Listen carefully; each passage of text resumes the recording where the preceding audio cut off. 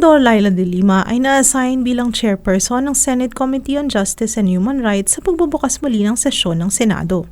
Nang simula ng Senado ang pagdinig sa lumulobong numero ng kaso ng di umano'y extrajudicial killings dulot ng pinaigting na kampanya ng Administrasyong Duterte laban sa iligal na droga, ipinresenta ang witness na si Edgar Matobato, ang di umano'y miyembro ng Davao Death Squad na pinangungunahan ng Pangulong Rodrigo Duterte nang siya pa ang mayor ng Davao City. Unang nag-walkout ang senadora noong September 19 sa kalagitnaan ng privilege speech ni Senador Alan Peter Cayetano.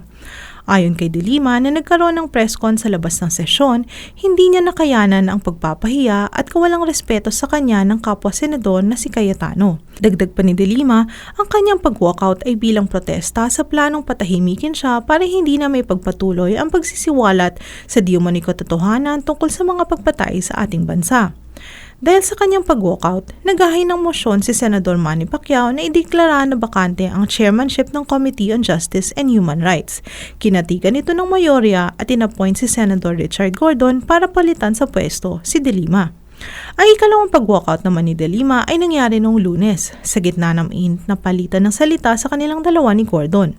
Sa halos 12 oras na itinagal ng nasabing hearing, nagalit si Senador Gordon kay De Lima at inakusahan ito ng material concealment o ang sadyang pagtatago ng isang mahalagang impormasyon.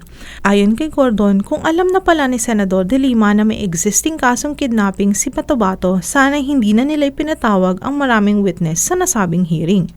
Inamin naman ni De Lima na ito ay isang oversight lamang at ang impormasyon na yon ay nakasama sa kanyang notes nung in-interview nila si Matobato noong Setyembre. Ipinagpilitan pa ng senadora na hindi na niya kailangang sabihin ito dahil ang mismong witness na ang nagbahagi ng nasabing impormasyon. Noong Miyerkules, sinabi ni Senate President Coco Pimentel na kinausap niya sa magkahiwalay na pagkakataon ang dalawang senador at nagsilbi itong middleman sa kanila. Inamin ni Pimentel na parehong humingi ng paumanhin sa isa't isa sina Gordon at De Lima. Para sa Alam Ba News, RH49 Rita Salonga, naglilingkod sa pagbabalita.